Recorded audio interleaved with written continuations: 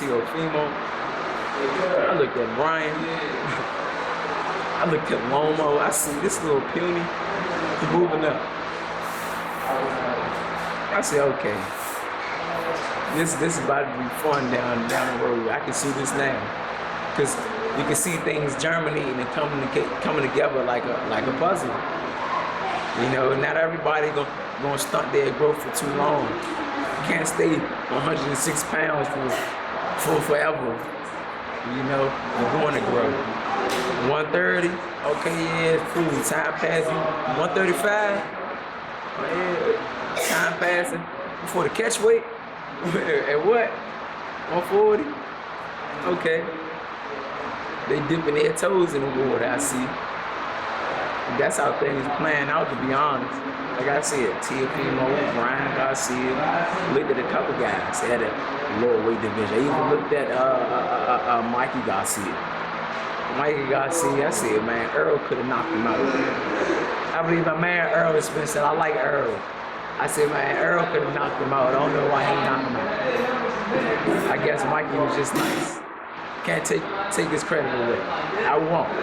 You know, so I had my eyes on him move up. I always wanted to go against one of the Charlo brothers, because I feel as though that they trying to get somewhere when they need all the tools that they need and they don't got all of it.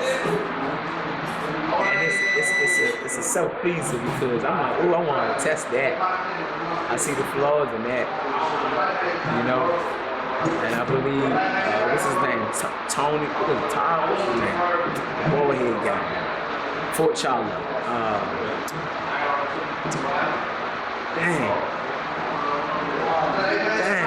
Can't remember the guy who beat Charlo, boxing from Philly. Tony Harris. That's Tony Harris. Tony Harris. Right, Tony. I was about to call him Tom. Tony Harris. Boxing. Put on the boxing clinic.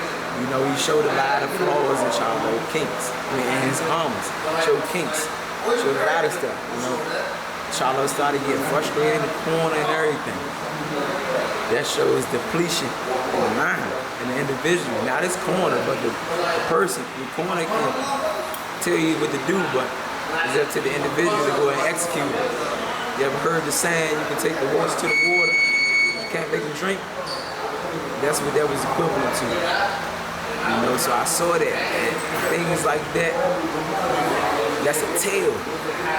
Dealing with boxing and understanding how you gotta break down the opponent, you gotta look for certain things, certain tales in their posture, certain tales in their psyche. You gotta read that. You gotta have the eye for that. And you see frustration a lot of times. Fighters, they feed on it. That gives them fuel. They say, oh man, I got more fight in me now. Or a fighter might be getting whooped on. And that, you know, they just land one big punch. Boom, the fighters get whooped on, land a clean punch. Kind of make them feel good about themselves. You know, make them feel energized now. Like, all right, I got a chance. I was just losing a little. I got a chance. You know, that's something that people can sense and feel.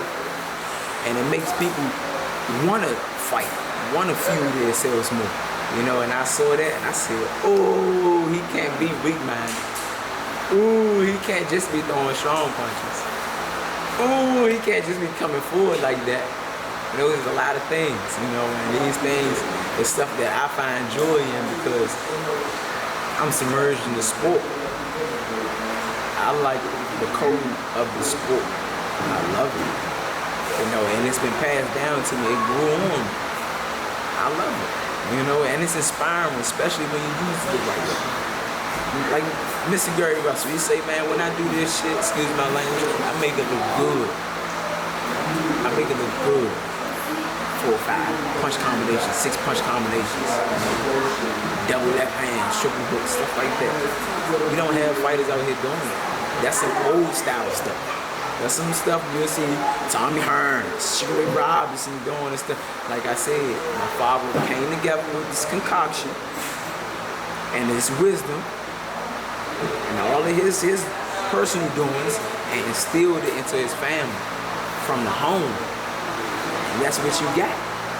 It just wind up to blossom. That seed that he planted just wind up to blossom. And you got Mr. Gary Russell. You got Gary Allen wrestle 30. You got Gary Antonio wrestle. You got Gary Antuanne wrestle Olympic 2006, etc., etc., etc. You know, and a lot of people don't know he trained a lot of these champions that's out here now today. He trained a lot of the champions that was champions, that they call icons. Yeah. You know, but a lot of things don't need to be spoken on. You don't gotta toot your own horn all the time. You know, so with that being said, I believe that I just gotta live up to my personal expectations, and that's the sky's the limit. Yeah. Man, I appreciate your time as always. Before we wrap things up, man, I gotta get your thoughts on, since you mentioned him, Errol Spence after the car accident going against Danny Garcia. How do you see that fight going? Errol Spence gonna beat Errol Spence gonna beat the brakes off of Danny, man. Look, I would put money down on Errol Spence. Sorry, Danny, you're a cool guy. Your father funny. Y'all just harmonious together. Y'all joyful. But listen, man, when it comes to betting, I put my money on my man Errol. Take it or like it. Take it how you like it, or whatever. I'm sorry. But Errol, I believe, got more in his arsenal. Danny, he grew into his arsenal. Like he grew into what he had already. Danny, he found out that he's too flat-footed. He found out that he's not about to be throwing punches and bunches because he's a pretty boy. He wants to be smooth, that Cali stuff. So he converted to Floyd Mayweather stuff. So, with that being said, it made him more of a stationary fighter. He had to kind of jail with what he already got. So he started catching fire. There's a lot of fighters that's smart. You look at Danny Garcia's fight, he'll sit in the pocket, he work on his head movement and his distance. And he'll catch a fire. That's his go-to. He'll make sure he in range. That's why when you see him punch, a lot of times, I believe this shit is magical. He have his head completely down, no looker, and he'll touch you on your chin because he know his range, and that's just how he practiced. He practiced in the gym just to do that. I don't gotta see him, I don't gotta feel him, I just know I gotta be right here.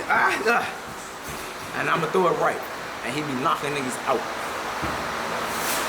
When he touch my arm, I know he close enough, I'ma fire this on hard, and I'ma throw it right, and he be sliding people. I believe that's something that grew on him. He had to deal with that because he couldn't go further than that. Errol Spence, I believe, got a more higher, broader arsenal. He got a jab. He got some good tight D. He got some pop. He got some good footwork, lateral movement. He got an IQ. You know, but when it all falls down to it, it's mano a mano, it's will versus will. You know, but I still put my money on Errol, man. Hey man, I appreciate your time as always. You're looking at a future champion at the 140, and his motto is, man, if you in my way, you better step to the side or get ran over. Like that? Yeah. All right, Gary Antuanne Russell, aka the last Russell, aka future champion. We out. Work.